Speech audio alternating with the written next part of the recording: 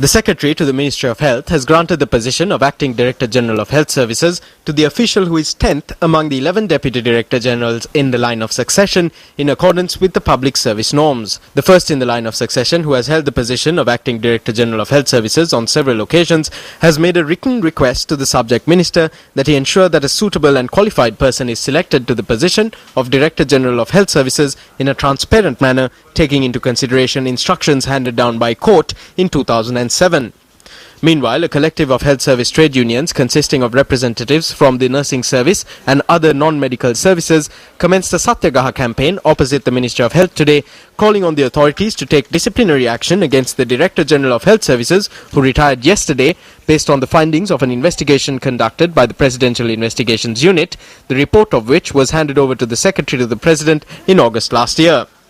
A report submitted to the Ministry of Health by the Presidential Investigations Unit in 2007 also states that the Director General of Health Services is acting in a manner not befitting his position. Meanwhile, at a media briefing convened today, journalists questioned the Minister of Health on whether preparations were being made to allow the Director General of Health Services, who retired yesterday, to continue to serve on a contract basis. What has been reported to Cabinet is that his tenure has expired. Be it the Director General or anyone else, if there are allegations, then they must be looked into, and where guilty, action must be taken. I am dedicated to that. Several people had been removed and have been sent packing. There are still inquiries pending against several individuals. There is another 24 hours. There are several factors to be considered when recruiting a public official who has completed the accepted number of service extensions on a contract basis. These conditions are: 1. That there are no successors to the position; 2. That the relevant public official's service is essential; and 3. That no other official will be aggrieved by the recruitment of the said official on contract basis.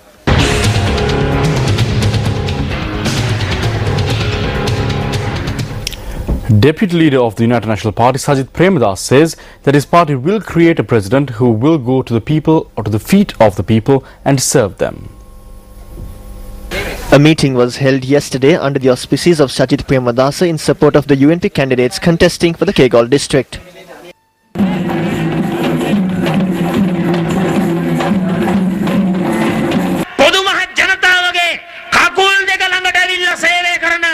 I would like to state that we will create a president from the UNP who goes to the feet of the people and serves them. So I would like to wish you all the strength and courage to usher in the era of the elephant, to render a clean service to the people.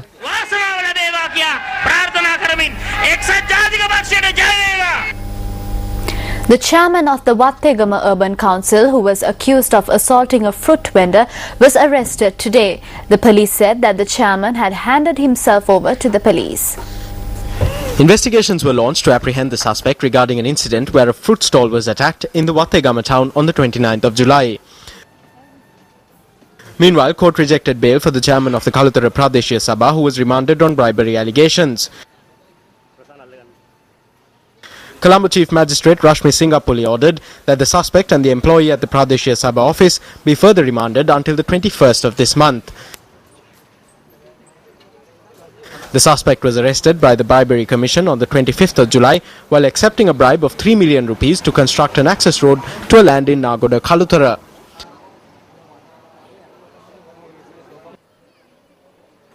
Meanwhile, United National Party parliamentarian Ravi Karunanayaka visited the Galle prison this morning. Our provincial councillor Pushpa Kumara and Pradeshiya Sabha member Amilanuwan were arrested.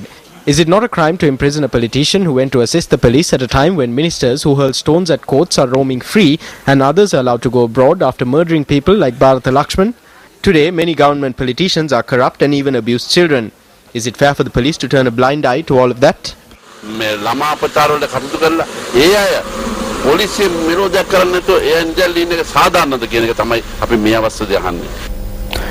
United National Party parliamentarian Sujiva Senasinghe has filed a petition in the Supreme Court against the purchase of Greek government bonds or investment transactions at a cost of approximately 3.472 billion rupees on the 5th of April last year by the Central Bank of Sri Lanka.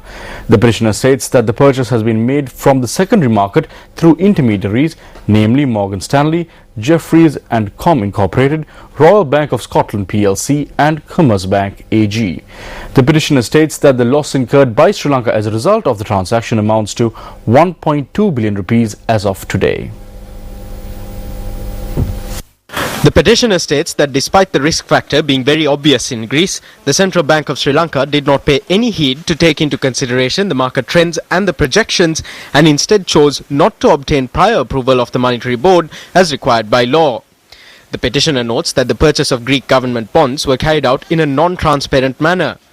The Governor of the Central Bank, Ajit Newad Cabral, the Secretary to the Ministry of Finance, Dr. P.B. Jayasundara, Senior Minister of International Monetary Cooperation, Dr. Sarath Tamanugama, the Auditor General, H.A.S. Samaravira, the Attorney General and several others have been cited as respondents.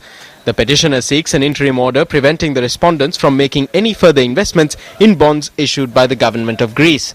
The petitioner also seeks an interim order directing the first respondent, the Governor of the Central Bank, to place before court the relevant documents, decisions and documents in the custody of the Central Bank pertaining to the said transaction, which would enable the comprehension of the exact nature of the arbitrary and irresponsible actions of the respondents.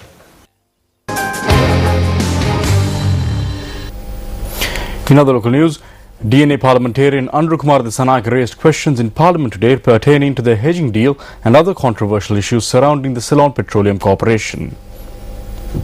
In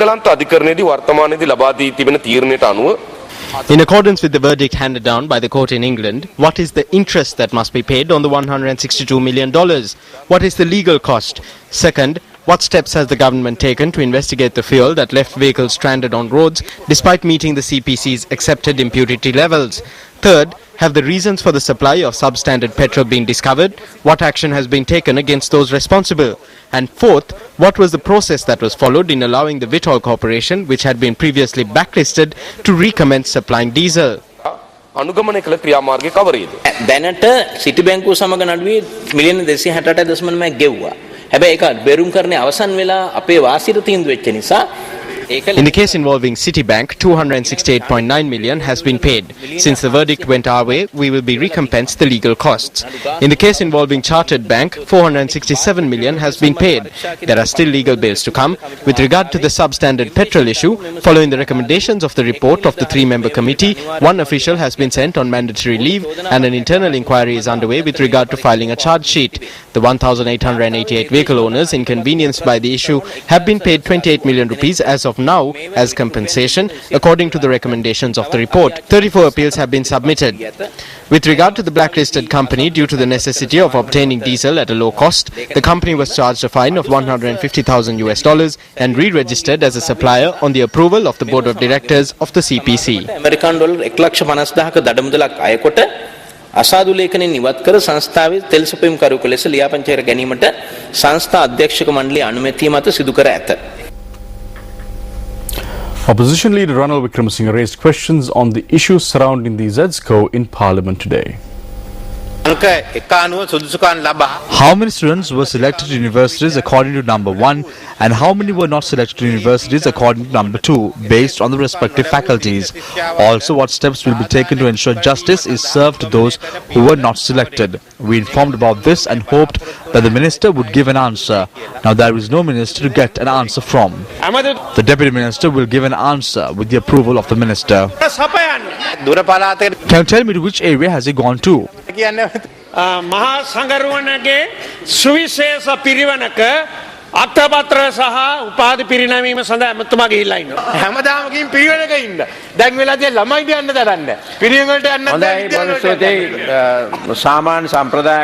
As per tradition, understanding Order 23/2, it is suitable if the subject minister is present to answer the question. The subject minister should be present to answer the other questions as well. But since the ministers are not here, the deputy minister will have to answer. We know that there will not be any obstruction from courts in the future to find a solution to this. It is true that around 6,000 or 7,000 students who could have entered universities have been treated unjustly due to this. I would like to note that we will take up the responsibility of correcting this and we will not let anything bad happen to them. අපි ඒ දරුවන් වෙනුවෙන් යහපත ඉෂ්ට කරනවා. අයහපතක් වෙන්න ඉඩ දෙන්නේ නැහැ කියන වගකීම අපි බාර ගන්නවා කියන එක අවසාන වශයෙන් ප්‍රකාශ කරනවා.